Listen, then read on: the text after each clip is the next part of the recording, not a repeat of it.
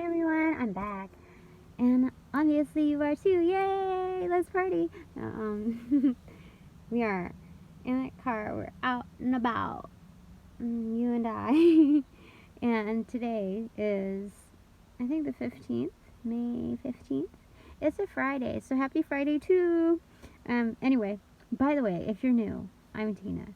And this is To the Inner Wilds. Welcome. Or welcome back.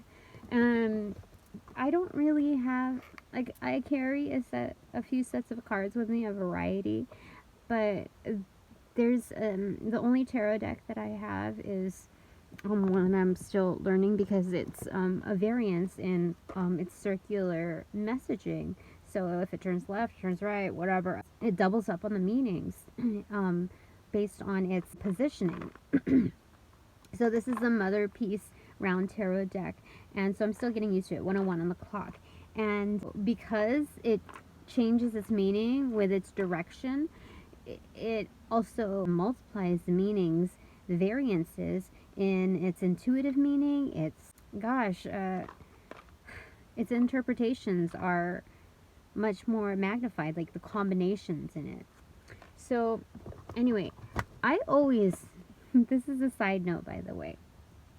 I always oh, Spirit, I call you in. Yes. Angels, our higher selves, and the guides of those that are watching, whether or not they are in active practice. I just want to set a reminder that we should always utilize our most divine resources. Let's keep that in practice, okay? I'll try to do that in the intro on repeat, okay? So yeah, I'm just a little, when you trust, even on your first try, I've noticed in calling upon divine energies that they just work out. You find the answers regardless of how much knowledge you have, because none of us know everything, and we have to be okay with that. We have to be able to trust that we are where we're meant to be, and that we can find the answers that we need in the here and now, every here and now. Okay, so what I do feel more comfortable with is the Rorschach. I don't know if I'm pronouncing that correctly. I think I just spat a little too. Yes, welcome to my dorkdom.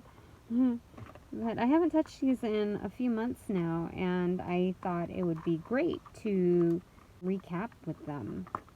Let me see, which ones did I not touch? I think these are it. Okay, so it's quite a bit, isn't it? Okay.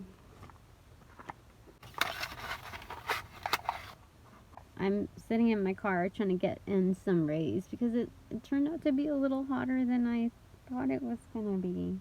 Oh, okay. The side note that I was going to tell you was that I always, like, imagine myself to be glamorous and beautiful and done up in my fancy clothes every time I do a reading, because I have the ability to do so, but every time I kind of like straighten my collar and do all that BS for aesthetics, it just it doesn't play out. It's like I get so caught up in the energy of putting forth that presentation that I kind of lose the energy for the actual reading. So I prefer us to have a sit down, like how you would with having a friend over. Or when I try new resources, it's almost like grandpa changing a tire. We're telling a story. But that 4:44 on the clock, but that's really how life is, isn't it? I mean, it's most authentic form, those most memorable pieces that create story. Yeah. That create a storyline that is more tangible to the senses. Don't you agree? Okay, so let's go ahead with the spirit. Okay, so today I went to the beach. Okay, I think this is the card that's it.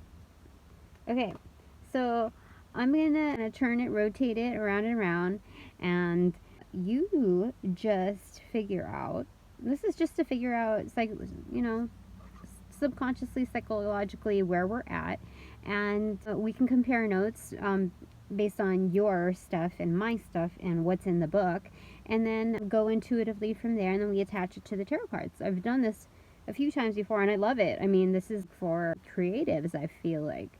And even if you don't find that spark within you, it's something that you develop. It's something that's innate, and it's part of your divine makeup. It's your blueprint. Spirit, God was creative in making you, so you're that unique thumbprint. Cool. 6:11 on the clock. All right, so it could be a portion of something, whatever, you know, this depicts. It could be a portion or a whole piece of something. Whatever it means symbolically to you. We'll compare notes, I mean, if you want to share. But I'll share mine, okay? Okay, here we go. Okay.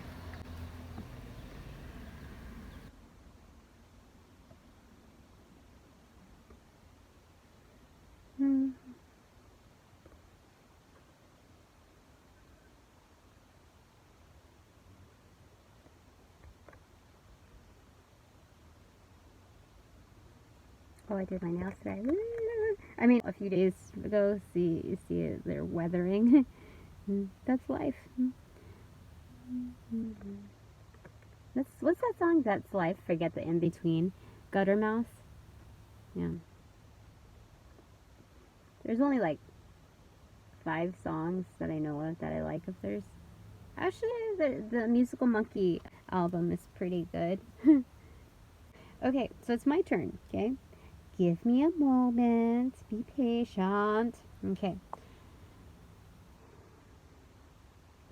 Sometimes people get a little intimidated if I'm looking at them while I'm doing the cards, so I had to look away for your benefit.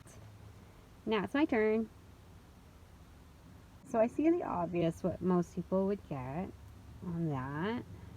I like looking beyond the obvious. It takes a little more time, but in the end, it becomes a skill to look past the surface. So, as a result, everyone benefits from this practice. You evolve your understanding as you evolve your ways. Thus, societal norms and constructs have little to no impact on you. Okay, there's one that I can't deny. It's, I mean, a mashup of several things. Okay, where's the book? Okay, I'll tell you what I got after it. This is the traditional way of how I do it. I've pulled about maybe 5. I've done this like 5 times. You can see it in my history. Okay, card number 8. It's the infinity symbol, 8:38 on the clock too. There are 5 things that you could have possibly seen based on the... And this is a game, as you can see. But I like to resource whatever I can, and it works out just magically. So, okay, if you saw, there's a fire hydrant, a T-square. I don't even know what a T-square is, but we'll find out. A baby bottle. I could see that. A Napoleon's hat, or a one-eyed anaconda. I don't even know how they got one-eyed anaconda, but let's go through this. The closest thing that I saw to this was maybe Napoleon's hat. We're gonna find out more context, okay? Sorry, there was a call. I was worried that it might interrupt the reading, and it did. A little. Okay, so if you saw a fire hydrant, you really need to go to the bathroom, but are scared, rightfully so, that as soon as you leave this room, everyone is going to talk about you. We suggest holding it. I told you this is a game, so it has silly, things. Okay.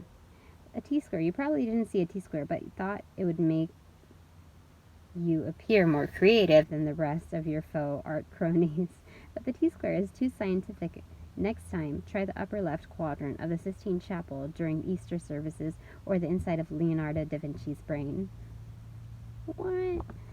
Was that any of you? I want to know. Write a comment in the comment box if so. Just put your hand up like, that was me. Okay. So if you saw a baby bottle, the obvious answer is maternal detachment disorder, but given our years of experience in the field of dysfunctional disorders, we know that deep down inside you just need to be fed. Napoleon's hat. You are suffering from a short hair complex. I don't know. I don't know about these things. One-eyed anaconda. Penis envy. Penis envy. I mean, I did kind of see it, you know, like the mushroom tip, right? But what I saw mainly, you know, like video games, the mushrooms in Super Mario Brothers. Mm-hmm. Then I like the toadstool. Mm-hmm. And then I saw here. I saw like a buffalo, like a right here. First I thought it was a table, but when I looked closer, it looked like more like a buffalo. Buffalo here. Mm-hmm. But on its head is like a vase, a vase, a vase. And I thought these were handles at first, but when I saw it when it was like this way, okay? But then when I turned it up this way, the handles looked more like wilting, like florals. You know the kind like hydrangea, kinds that like have multiple blooms on it, like a column of them. They're wilting over. But they're posed into handles now. So it's almost like repurposing the sadness and being not just headstrong but balanced in being able to hold that up and present that like so. Repurposing the sadness, the decay in our lives, really. That's basically what I'm seeing. To be as this is not just balance, this is steady is the word. Stable. You never see a vase over a bull's head. Basically, you see the horns even, like they're jutting out. So it's either buffaloes are bigger on the face, so I'd say this is more like a bull. Oh, is it Taurus season? How cool is that? Angels, that's so cool. Okay, angels give me some information. I love it. I don't know until it just like comes. But it's not taking the bull by the horns, but knowing that you're part of that chariot energy, like you're part of the horns part, unless you're driving forward, you know? It's year of the ox. There's fine lines between bull, ox. There's other terms to that. But anyway, we'll hold on to that. I like it. I like it. We're good. Okay. So, we're going to try this. We're going to do it. I'm going to just try to read it intuitively. The general way to read it, I found, is they have like a little bit different meanings. Unique meanings, anyway. The tone from the traditional deck on its upright and reversal. But it's a more expanded view because I think this is more like a feminist deck. And if you're a male, don't worry, because we all have duality to us. So this will express more of your feminine side, your intuitive side, your nurturing, creative side. And we all need that, right? We're builders, yeah? Okay, Spirit. Oh, we have the Priestess of Swords and 20, Judgment. Okay, we'll just take this like as a precursor. Okay, Priestess of Swords. That is the Queen of Swords. And the Judgment card, that's like karma. What you bring into this world. Oh, so, okay, because this was like the faceplate to Judgment, we're looking at the Ankh here, but it's magnified, almost like a person wearing this colorful dress. So this is the acceptance of the all, the different colors, all of the colors, the range available embodied within. This is, I feel like a karmic evolution, what it feels like. Since it's an upright,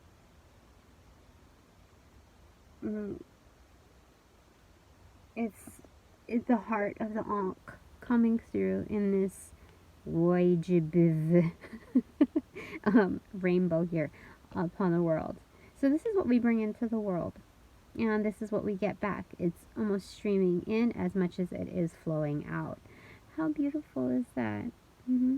And expands in far reach, because you see the depth of this. It looks wide, like it's something that's, when you walk a path, it's like it widens closer to you and then it narrows out far out in the distance.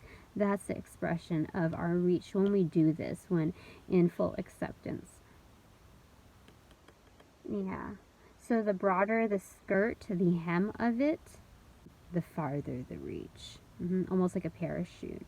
Like, it's encasing the world. Almost like a gestation. Yeah, that's like an evolution. Yeah, that's what that is. Cool. I've never got this card before. As well as the Priestess of Swords. Whenever I think of Priestess, I always think of the High Priestess in its general term, because that's usually when it's used in the traditional deck. So when we look at this, there is an owl preceding her. She's letting it go, letting it free. And the owl in actuality is always free, but it can see in the night. You can see there's rays coming out of its eyes, and the moon here, which illuminates all, but not to its highest degree, not for us to fine tune. So we use nature, our bond with the resources that we were given here, to learn from, and they can see in the dark. We kind of learn from each other in our ways. We grow with each other, with our familiars, and this is the spirit totem for us, to be able to discern in the nightfall when things aren't as clear, not just in the fog, not just in marine layers, but also in the night sky, when it appears that there are no stars lit. So this is desolate in the cold. This is depicting the Queen of Swords in its very non-traditional state. It's almost like the Five of Pentacles, that we have to be ultimately discerning of not just our environment in order to survive, but also to thrive, to understand how we have to get that High Priestess mode, that elevated view, that divine view, and ground that energy here to see how we interplay with everything else that surrounds us. Because the human condition is built with so many constructs that even the human condition alone becomes a mystery in itself, because of the overlap, the constant overlap of societal restructuring and, what was the word for it, angels? Reconfig. No. I think it was reverse engineering, where you dissect or deconstruct an object to analyze how it works in order to baseline and reconfigure another formation. What is it? Re-engineering or something engineering. It's geared and engineered like so, with other intentions in mind that are not ours, but human condition in the raw, how we were made, what strikes us, like, what are our common triggers, even towards attraction, yeah? What is the defining factor for that? 2102 on the clock. How is that formulated by both our domestic upbringing as well as societal and historic view? And then when we look in forward-facing mode, we're also looking at the planning of the market value of another random call. How we're molded in the current state to bring about a certain intention in the future. There were many studies about this. I don't know the exact studies of it, except that when we were children, like back in the day, like 30 years ago, even prior to that time, Barbies, G.I. Joes, all of that. I remember this taught in my world history class in high school. Mrs. E. I want to go ahead and keep things a little, just because, privacy.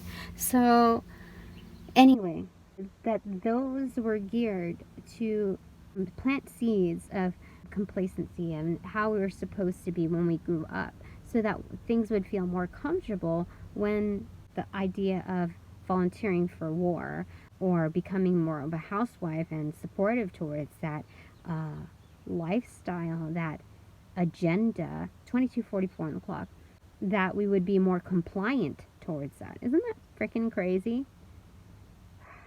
Freaking crazy. That's why it's good to tune out once in a while. And that's why I don't listen to the news as often. I listen to it sparingly, and my sources are more like global news rather than just the here and the now, which is like on repeat on like which laundry day is it for the news, you know? And to regurgitate the same information. It feels like a Gap ad. And no offense to anybody, 23 on the clock. No offense to people who take pride in that brand. It's just saying the cookie cutter calendar year of being conditioned, really. So I kind of tune out from everything, and my style is my style, and that's it. It took me a while to drive out of that. Like, even when I go to a club or something, do they call it a club? A dance club? a disco arena? I don't know. I don't know anymore. A festival. I'm used to wearing like tight clothes and short skirts and boots and this and that, and sometimes I wonder, do I, I kind of I still have to question myself to know whether I authentically like that, feel good in it, and why. And it's something that we should always do, question ourselves. Or rather, our motivations. Because the highest priority here is this agenda. Spiritual, like Spirit's agenda for all of us. That's true attainment of happiness. Seeing all the colors of the rainbow, not just in the visual spectrum, but in the way of being.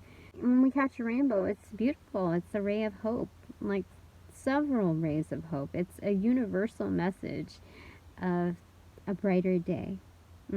It's like the sun card in the sky after rain. Yeah? I feel like that. You see, like that's the baby's arms just like stretched on the unicorn, yeah? Or is it the unicorn? It's a white horse. Yeah, this is highly spiritual energy, as you can see with this lavender, this light, the more pastel the color, like the lighter the rays, the more vibrant and higher vibing frequencies that you get from these hues. Very cool, huh? Think about the colors used in Easter at the point of celebration and resurrection. The hues of light rays depicted in divine transformation. And I think this is like a natural painted coloring, because if you can see closer, it's outlined also here intentionally.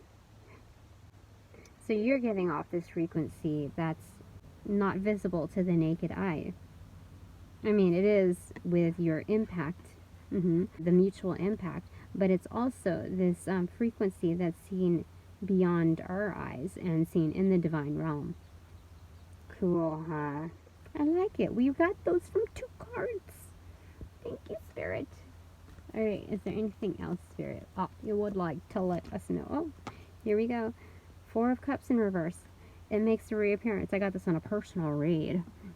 So 4 of Cups is about feeling insecure, disillusioned, questioning yourself. It might not be like ultimately insecure, mommy daddy issues. And it could point towards that in its deep-rooted extremity. But this is almost like a dissatisfaction, like bored, discontent. But that always roots from a certain place, doesn't it? And only you can answer that for you. So when it's in reversal, relieving that area of feeling deflated, disappointed, doubtful. Yeah, we're getting up and we're moving. Oh, how cool is that? Because we're exploring now. Because the 4 of Cups usually is sitting underneath a tree, arms crossed, and hand reaching out the divine with like an Ace of Cups almost, with the 3 in front of you that you're like, meh, But here we are discovering, and we're meant to move around. How are we going to discover what variety is out there? What more is out there to appreciate and discern the heck out of everything? There's people here. Just give me a second.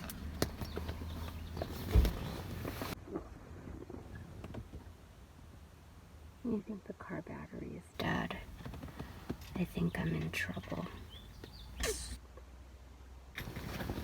It is 29:20 on the clock. I'm gonna have to fix this. Thanks. Bye. Hi again. Yeah, I totally burnt out the battery. I'm gonna pick these cards back up because I realize we're not done yet with the reading. I'm like, how does it tie in? Are we done yet? Okay, because does it tie into here? And I'm just noticing real time here that looking at the Four of Cups in reverse, releasing this energy, we have here this cup energy, this vase is depicted here. What could that mean? Let me go ahead and capture that from the book. Maybe that says a little bit more, gives us a little bit more insight, because this is made differently. So this is what we got in reverse. She is ready to move on. Yeah, we got it. Yay! We got it. And she is open to new possibilities. She has renewed her sense of hope in life and feels opportunities await her. See, I told you, the divine energies of spirits, higher selves, and angels are helping us figure it out together. They want us to work together. And the only way we can really bring our ish to the table is if we are balanced and determined to create that balance within.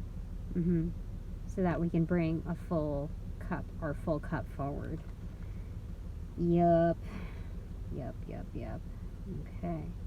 We're getting somewhere. Okay. Anything else, Spirit? Because what we're talking about here is discernment, traveling forward, moving ahead, seeing the value in not just pushing forward, but the terrain that's out there, regardless of how it is, that there's something to learn from it, and not to be so upset and feel like there's a constant divide between the terrain that you need to traverse through. All right. Okay, so we've got the Five of Cups facing the right side. Okay, so I think when it faces the right side, it's more magnified. Left side, it's like a takeaway. Five of Cups is feeling sad. It's more magnified than the Four, but mourning the loss of three that have fallen when you have two still good and left behind. Maybe we're feeling like, because of this Five of Pentacles hidden energy in here, and not dealing with any more BS, but in a more dignified manner, not just cutthroat BS, like done with everything, done with it all. Like I said, we're moving out of that energy. Extremities of working in harsh conditions, harsh environments, unforgiving environments, that we are feeling this cycle in full. We are paying our regards to the three that have fallen, knowing that the two are left behind, but we are giving respect to that loss before we move on. Because traditional meaning is the person that's mourning it is in a black cloak, and that always reminds me of the hermit energy. So it's retreating, saying last goodbyes, final rites before you move forward with your Two of Cups, your union, balanced energy. Okay, is there anything else, Spirit, that you want to say with regards to this? Oh, okay. Those two frisbeed off. Okay. Oh, how weird is that? So facing you. Oh, you have the Chariot and this card here. Facing left. It has like the bio of the person, and since it's facing left, it's taking away. We need to reform our identity with all of this. This whole lineup speaks of reforming our identity. Yeah, it's a reformation. That's what we do when we evolve. We're redefining things, not just our roadmap. Getting somewhere, taking the reins. Oh, bull by the horns, yeah? Cool, I told you. It's freaking cool. Yeah, we have cosmic support. You see that? That's the mother of all. The divine feminine force within the God spirit. Within, it's that duality presented. The nurturing aspect of what surrounds us. So That's the key feature. I think that's the end game. Those who are seeking answers, primarily firsthand, I think, because this faced you, this faced me. So there's like a hidden aspect. This is like, leave no stone unturned. This is on the stone that I need to turn. This still may apply to you, but this is more emphasis for me. But for you, it would be more of the hidden energy, the chariot energy, looking for those answers, the divine within. Yeah, trusting that. When you go with where your heart takes you, you see that wand energy, that passion, it's going to lead you in the right place because you are constantly supported by the divine. Yeah, you're traversing the world. And this time with greener pastures. Very, very nice. I like how that started and ended. That was a close to the read.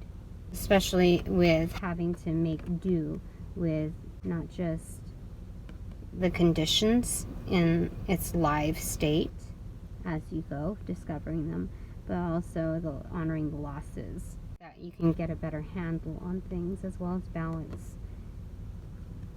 And so this is a redefining moment for you. It's not just the year of the bull or ox, but it's also Taurus season. We just got through with the new moon in Taurus, and it's all about transformation and setting intentions. So transformation, cool. All right, hope you like that.